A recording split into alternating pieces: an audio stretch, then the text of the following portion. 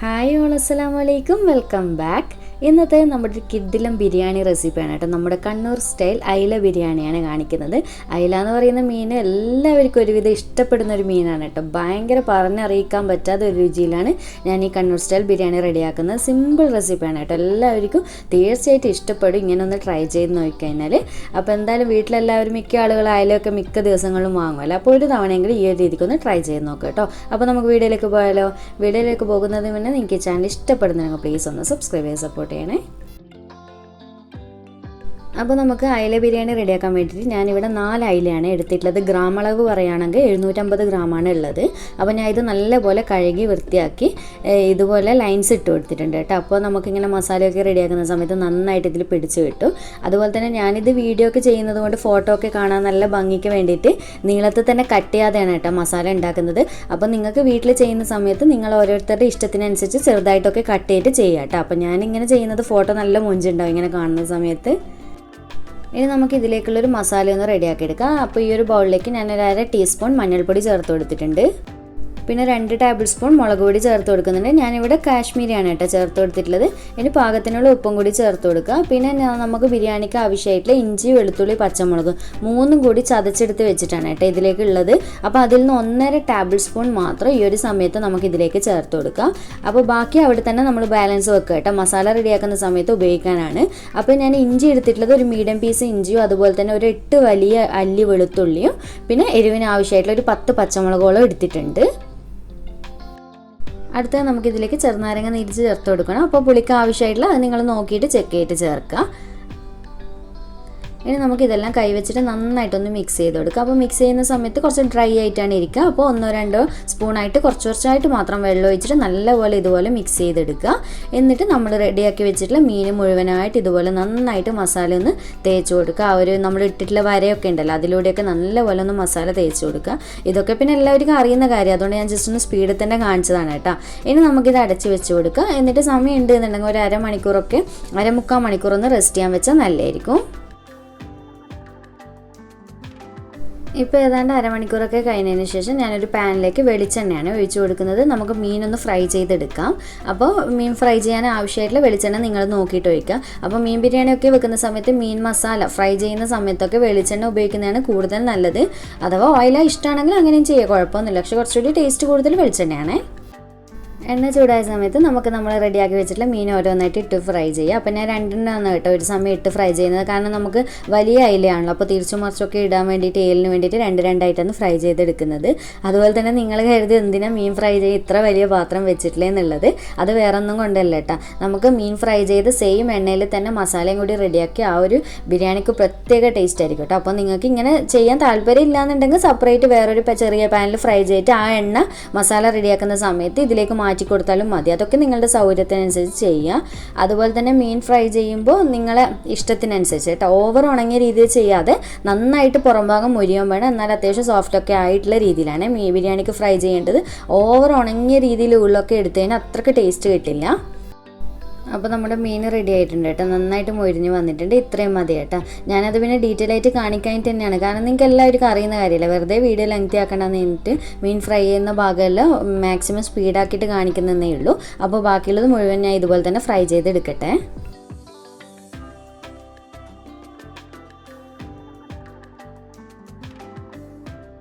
അപ്പോൾ നമ്മുടെ മുഴുവൻ മീനും ഫ്രൈ ആയതിന് ശേഷം ഇതുപോലെ എണ്ണയിൽ ആ ഒരു മുളകിൻ്റെ ഒക്കെ കരിഞ്ഞ ഭാഗം ഉണ്ട് എന്നുണ്ടെങ്കിൽ ജസ്റ്റ് ഒന്ന് കോരിയിട്ട് റിമൂവ് ചെയ്യണേ. അത് നമുക്കിതിലേക്ക് വെക്കണ്ട. അപ്പോൾ ബാക്കിയുള്ള നിങ്ങൾക്ക് ഈ പാനിൽ കാണാൻ പറ്റും ഇത്രയൊക്കെ എണ്ണ ഉണ്ട്. അപ്പോൾ വേറെ എണ്ണയൊന്നും നമ്മളിതിൽ സെപ്പറേറ്റ് ഒഴിക്കുന്നില്ല. ഇതിൽ തന്നെ ഡയറക്റ്റ് മസാല റെഡിയാക്കുകയാണ് ചെയ്യുന്നത്. അഥവാ ഒരുപാട് എണ്ണയൊക്കെ ഉണ്ട് എന്നുണ്ടെങ്കിൽ കുറച്ചൊന്ന് കോരി മാറ്റി വെക്കുക കേട്ടോ. എൻ്റെ ഇതിൽ ഇപ്പോൾ നിങ്ങൾക്ക് കാണുമ്പോൾ തന്നെ മനസ്സിലാവും, അത്രയല്ലേ ഉള്ളൂ. അപ്പോൾ ഞാൻ നേരത്തെ പറഞ്ഞ പോലെ തന്നെ ഇതിൽ തന്നെ നമ്മൾ ഉള്ളിയൊക്കെ ഇട്ടിട്ട് മസാല റെഡിയാക്കുമ്പോൾ ഒരു പ്രത്യേക ടേസ്റ്റാണ് കേട്ടോ. അപ്പോൾ ഇതിലേക്ക് നമുക്കൊരു 1/2 ടേബിൾ സ്പൂൺ നെയ്യ് ചേർത്ത് കൊടുക്കുക. എന്നിട്ട് നമുക്കൊരു 3 സവാള ഇതുപോലെ നേരിയതായിട്ട് നീളത്തിൽ കട്ട് ചെയ്ത് വെച്ചിട്ടുണ്ട്. അത് നമുക്കിതിലേക്ക് ചേർത്ത് കൊടുക്കാം. എന്നിട്ട് നമുക്ക് നന്നായിട്ടൊന്ന് മിക്സ് ചെയ്ത് കൊടുക്കുക. നല്ലപോലെ നമ്മുടെ ആ ഒരു എണ്ണ സവാളയ്ക്ക് എല്ലാ ഭാഗത്തേക്കും മിക്സായി കിട്ടണം. ഈ ഒരു സമയത്ത് ഒരല്പം ഉപ്പും കൂടി ഇട്ട് കൊടുക്കുക. ഒരുപാട് ഇടണ്ട, കാരണം നമ്മൾ മീനിലൊക്കെ ഓൾറെഡി ഇട്ടിട്ടുണ്ട്. അപ്പോൾ ജസ്റ്റ് ഒന്ന് സവാളയിലേക്ക് പിടിച്ച് കിട്ടാനുള്ള ഉപ്പ് മാത്രം ഇട്ട് കൊടുത്താൽ മതി. എന്നിട്ട് നന്നായിട്ട് ഇതൊന്ന് മിക്സ് ചെയ്ത് കൊടുക്കുക. ഇനി നമുക്കിത് അടച്ച് വെച്ചിട്ട് സവാളയൊന്ന് വഴറ്റിയെടുക്കണം. അപ്പോൾ ആദ്യം തന്നെ നമുക്ക് ഒരുപാട് സമയം വഴറ്റിയെടുക്കേണ്ട, ഒരു 1/4 ഭാഗത്തോളം മാത്രം വഴറ്റിയെടുക്കുക. എന്നിട്ട് നമുക്കിതിലേക്ക് ഒരു കാര്യം ചേർക്കാനുണ്ട്.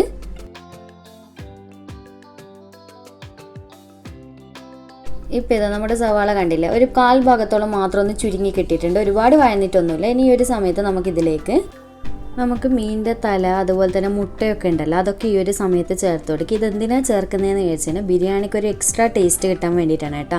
അപ്പോൾ നിങ്ങൾ കരുതും തലയൊക്കെ ഇട്ടിട്ട് ബിരിയാണി വെക്കുമോ എന്നുള്ളത്. അപ്പോൾ ഈ ഒരു തല നമ്മൾ കുറച്ച് സമയം കഴിഞ്ഞ് കഴിഞ്ഞാൽ തിരിച്ചെന്നെ എടുക്കും കേട്ടോ. ആ ഒരു ടേസ്റ്റൊക്കെ മുഴുവൻ ഇതിലേക്ക് കിട്ടാൻ വേണ്ടിയിട്ടാണ് ഇങ്ങനെ ചേർക്കുന്നത്. പിന്നെ മുട്ട നമുക്ക് എന്തായാലും ഇത് അലിഞ്ഞിട്ട് ഇതിൽ തന്നെ സെറ്റായിട്ട് കിട്ടും ഈ ഒരു മസാലയിലേക്ക്.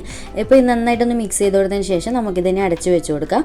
അതുപോലെ തന്നെ തല നിങ്ങൾക്ക് ഇഷ്ടമില്ലാത്തവരാണെങ്കിൽ നമ്മൾ നേരത്തെ മീൻ ഫ്രൈ ചെയ്യുന്നതിന് മുന്നേ ആയിട്ട് ഒരു മീൻ ഈ ഒരു സവാളയിലേക്ക് ഇട്ട് കൊടുത്തിട്ട് വേവിപ്പിച്ചെടുത്താൽ മതി കേട്ടോ. അങ്ങനെയും നല്ല ടേസ്റ്റ് തന്നെയാണ്. അപ്പോൾ നിങ്ങൾക്ക് ഏതാണോ താല്പര്യം, തല ഇഷ്ടമുള്ളവരാണെങ്കിൽ അങ്ങനെ ചെയ്ത് കൊടുക്കുക, അല്ലെങ്കിൽ മീനാണെങ്കിൽ മീൻ ഏതും ഇട്ട് കൊടുക്കുക കേട്ടോ. എന്തായാലും അങ്ങനെ ഇട്ട് കൊടുക്കണമെങ്കിൽ മീൻ മസാലയ്ക്ക് ഒരു പെർഫെക്റ്റ് ടേസ്റ്റ് കിട്ടുള്ളൂ. ഇനി നമുക്ക് ഈ സവാള നല്ല സോഫ്റ്റായി കിട്ടുന്നവരൊന്ന് വഴറ്റിയെടുക്കുക. ആ ഒരു സമയം കൊണ്ട് നമ്മുടെ ഇതിൽ ചേർത്തിട്ടുള്ള തലയൊക്കെ നന്നായിട്ട് വെന്തിട്ടും വരും. ഇപ്പോൾ ഇതാ നിങ്ങൾക്ക് കാണുമ്പോൾ തന്നെ മനസ്സിലാവുന്നുണ്ടാവും, നന്നായിട്ട് സവാള വഴന്ന് വന്നിട്ട് കണ്ടില്ല, നല്ല സോഫ്റ്റായി വന്നിട്ടുണ്ട്. അപ്പോൾ ഇത്രയും വേണം കേട്ടോ വഴറ്റിയെടുക്കാനായിട്ട്. നമ്മുടെ തലയുടെയൊക്കെ അവസ്ഥ കണ്ടില്ല, നല്ലപോലെ വെന്ത് വന്നിട്ടുണ്ട്. ഇനി നമുക്കിതിലേക്ക് നമ്മൾ നേരത്തെ ചതച്ച് വെച്ചിട്ടുള്ള ഇഞ്ചി വെളുത്തുള്ളി പച്ചമുളക് ഉണ്ടല്ലോ, അതിൽ ബാലൻസ് ആയിട്ട് വെച്ചിട്ടില്ല, അത് മുഴുവനായിട്ട് ഈ ഒരു സമയത്ത് ഇതിലേക്ക് ഇട്ട് കൊടുക്കുക. ഇനി ഒട്ടും ബാലൻസ് വെക്കണ്ട കേട്ടോ, മുഴുവനായിട്ട് തന്നെ ഇട്ട് കൊടുക്കുക. എന്നിട്ട് നന്നായിട്ട് ഇതൊന്ന് വഴറ്റിയെടുക്കുക. ലോ ഫ്ലെയിമിലിട്ടിട്ട് ഇതിൻ്റെ പച്ചമണമൊക്കെ ഒന്ന് മാറി കിട്ടുന്നവരെ നല്ലപോലെ തന്നെ ഒന്ന് ഇടയ്ക്കിടയ്ക്ക് ഇളക്കി കൊടുക്കുക. ഇപ്പോൾ നമ്മുടെ ഇഞ്ചിയുടെയും വെളുത്തുള്ളിയുടെയൊക്കെ പച്ചമണമൊക്കെ മാറി വന്നിട്ടുണ്ട്. ഇനി നമുക്ക് ഈ മസാലയിൽ നിന്ന് നമ്മൾ നേരത്തെ ഇട്ട് വെച്ചിട്ടുള്ള തലയുണ്ടല്ലോ, അത് മുഴുവനായിട്ട് ഇങ്ങനെ എടുത്ത് മാറ്റുക. ഇപ്പോൾ ഇതിൻ്റെ എല്ലാ സത്തും ഇറങ്ങിയിട്ട് മസാലയിലേക്ക് നന്നായിട്ട് പിടിച്ച് കിട്ടിയിട്ടുണ്ട്. അപ്പോൾ തലയുടെ ആ ഒരു പാർട്സ് ഭാഗമൊക്കെ എവിടെയെങ്കിലും കിടപ്പുണ്ടെങ്കിൽ അതൊക്കെ നിങ്ങൾ ശ്രദ്ധിച്ചിട്ട് എടുത്ത് മാറ്റി. ഇനി നമുക്ക് ഇതിൻ്റെ ആവശ്യമില്ല കേട്ടോ, ഏതാണ്ട് എല്ലാ ടേസ്റ്റും ഇതിലേക്ക് വന്നിട്ടുണ്ട്. അപ്പോൾ ഇതന്നെ മുഴുവൻ തലയെടുത്ത് മാറ്റിയിട്ടുണ്ട്. പിന്നെ തന്നെ അയില ആയതുകൊണ്ട് തന്നെ വലിയ പ്രശ്നമില്ല, മുള്ളിൻ്റെ അങ്ങനെ പ്രശ്നവും കാര്യങ്ങളൊന്നും ഉണ്ടാവില്ലല്ലോ. ഇനി നമുക്കിതിലേക്ക് ഒരു 3 തക്കാളി നല്ല പഴുത്ത നോക്കി ഇതുപോലെ ചെറുതായിട്ട് കട്ട് ചെയ്തിട്ട് അതും കൂടി ഇതിലേക്ക് ചേർത്ത് കൊടുക്കുക. എന്നിട്ട് നന്നായിട്ടൊന്ന് മിക്സ് ചെയ്ത് കൊടുക്കുക. ഇനി നമുക്ക് തക്കാളി നല്ലപോലെ സോഫ്റ്റായി കിട്ടുന്നവരെ അടച്ച് വെച്ചിട്ട് വേണം വഴറ്റിയെടുക്കാനായിട്ട്. അതുപോലെ തന്നെ നമ്മൾ ബിരിയാണി ചേർക്കുന്ന ഉള്ളിയുടെയൊക്കെ അളവിൽ വ്യത്യാസം വരുത്താം കേട്ടോ. നിങ്ങൾക്ക് വീട്ടിലെല്ലാവർക്കും മസാല കൂടുതൽ കഴിക്കാൻ താല്പര്യമാണെങ്കിൽ അതിനനുസരിച്ച് നോക്കിയിട്ട് കൂട്ടവും കുറക്കുകയൊക്കെ ചെയ്യുക കേട്ടോ. അപ്പോൾ ഇതുപോലെ നന്നായിട്ട് മിക്സ് ചെയ്ത് കൊടുത്തതിന് ശേഷം ഇനി അടച്ച് വെച്ച് കൊടുക്കുക. ഇനി തക്കാളി നന്നായിട്ട് വഴന്ന് വരട്ടെ. അതുപോലെ തന്നെ വേറൊരു കാര്യം പറയാം, നിങ്ങൾ അയില ബിരിയാണി എന്ന് കരുതിയിട്ട് വലിയ മൈൻഡ് ചെയ്യാണ്ട് നിൽക്കണ്ട കേട്ടോ. ഇത് നിങ്ങൾക്ക് കഴിച്ചവർക്ക് അറിയാൻ പറ്റും, ഈ ഒരു ബിരിയാണിയുടെ ടേസ്റ്റ് വേറെ ലെവൽ തന്നെയാണ് കേട്ടോ, അത്രയ്ക്ക് ടേസ്റ്റാണ്. അപ്പോൾ എന്തായാലും ഒരു തവണയെങ്കിലും നിങ്ങളൊന്ന് ട്രൈ ചെയ്ത് നോക്കേണ്ട ഐറ്റമാണ് കേട്ടോ. ഇപ്പോൾ ഇതാ നമ്മുടെ തക്കാളിയൊക്കെ കണ്ടില്ല, നല്ലപോലെ വെന്ത് ഉടഞ്ഞ് വന്നിട്ടുണ്ട്. ഈ ഒരു രീതിക്ക് തന്നെ ഉടച്ചെടുക്കണേ, സോഫ്റ്റായി വന്നിട്ടുണ്ട്. ഇനി നമുക്ക് ഇതിലേക്ക് ഒരു 3/4 ടേബിൾ സ്പൂൺ ഗരം മസാലപ്പൊടി ചേർത്ത് കൊടുക്കുക. ഗരം മസാലപ്പൊടി ഞാൻ ഓൾറെഡി വീഡിയോ ഇട്ടിട്ടുണ്ട്, അതിൻ്റെ ലിങ്ക് ഞാൻ ഡിസ്ക്രിപ്ഷനിൽ കൊടുക്കുക കേട്ടോ. അതുപോലെ തന്നെ ഉപ്പ് ചെക്ക് ചെയ്തിട്ട് ആവശ്യം ഉണ്ടെന്നുണ്ടെങ്കിൽ പാകത്തിനുള്ള അതും കൂടി ചേർത്ത് കൊടുക്കുക.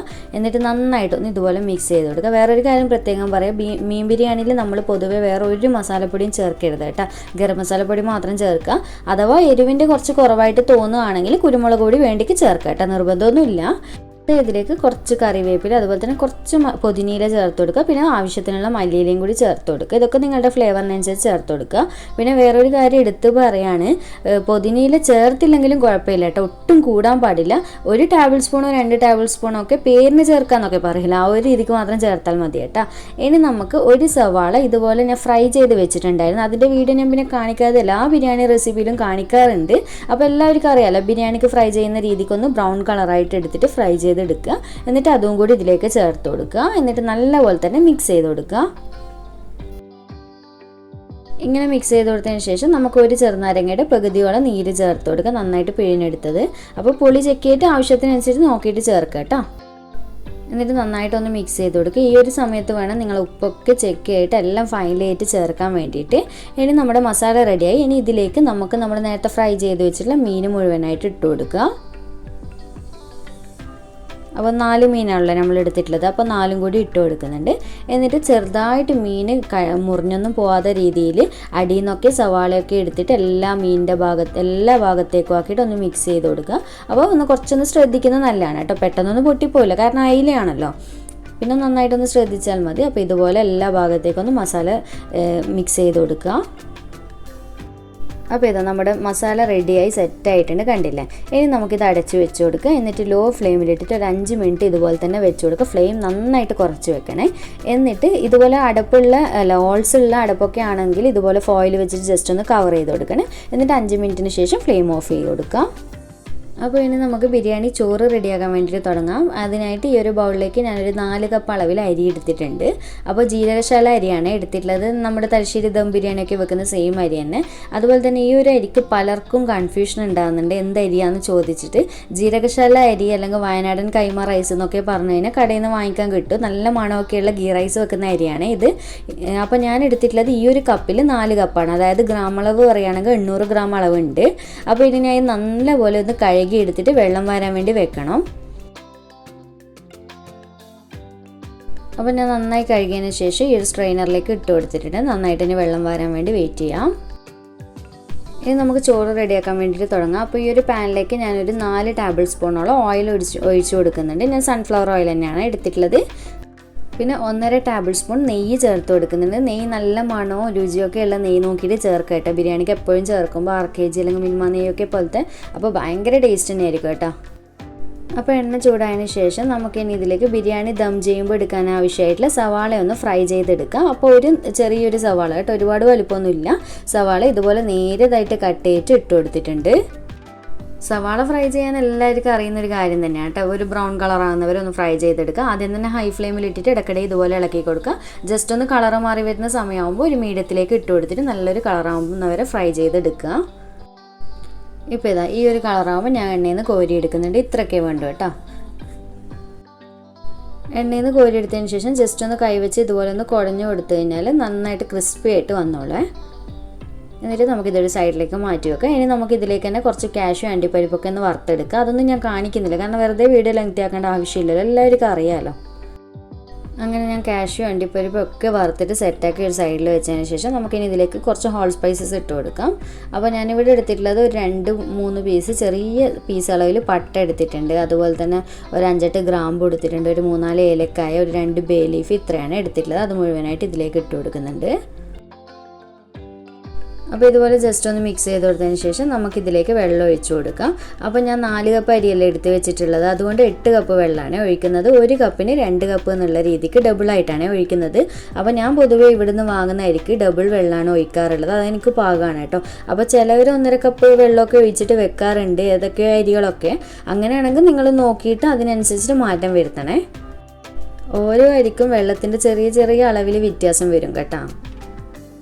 ഈ ഒരു സമയത്ത് ഇതിലേക്ക് ആവശ്യത്തിനുള്ള ഉപ്പും ചെറുനാരങ്ങ നീരും കൂടി ഒഴിച്ചു കൊടുക്കുക. എന്നിട്ട് നന്നായിട്ടൊന്ന് മിക്സ് ചെയ്ത് കൊടുക്കുക. ഉപ്പ് കുറച്ചൊരു പൊടിക്ക് മുന്നിൽ നിൽക്കുന്ന രീതിയിൽ തന്നെ ഇട്ട് കൊടുക്കുക കേട്ടോ, എങ്കിലേ നമുക്ക് റൈസ് വേവുന്ന സമയം കൊണ്ട് ബാലൻസ് ആവുള്ളൂ. അപ്പോൾ ഉപ്പും ചെറുനാരങ്ങ നീരൊക്കെ ഒഴിച്ചു കൊടുത്തതിന് ശേഷം ഞാൻ നന്നായിട്ട് മിക്സ് ചെയ്ത് കൊടുത്തതിന് ശേഷം ഇത് അടച്ച് വെച്ച് കൊടുക്കുന്നുണ്ട്. ഇനി നമുക്ക് വെള്ളം നന്നായിട്ടൊന്ന് തിളച്ച് വരുന്നവരെ വെയിറ്റ് ചെയ്യാം. ഇപ്പോൾ ഇതാ നിങ്ങൾക്ക് കാണാൻ പറ്റുന്നുണ്ടാവും, നന്നായിട്ട് വെള്ളമൊക്കെ തിളച്ച് വന്നിട്ടുണ്ട്. ഇനി നമ്മൾ നേരത്തെ കഴുകി ഊറ്റി വെക്കാൻ വേണ്ടി വെച്ചിരുന്ന അരി ഉണ്ടല്ലോ, അത് മുഴുവനായിട്ട് ഇതിലേക്ക് ചേർത്ത് കൊടുക്കുക.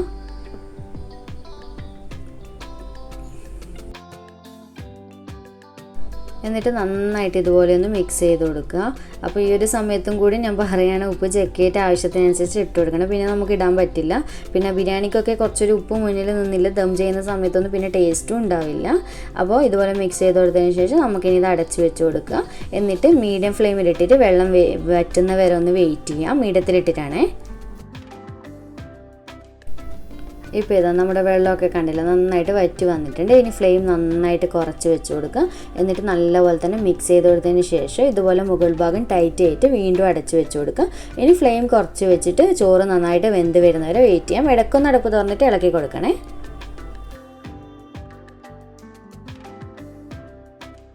അപ്പോൾ ഇതാ നമ്മുടെ ചോറും വെന്ത് റെഡി ആയിട്ടുണ്ട്. കണ്ടില്ല, ഒട്ടും അടിക്കൊന്നും പിടിച്ചിട്ടുമില്ല, നല്ല പാകത്തിന് സെറ്റായി വന്നിട്ടുണ്ട്.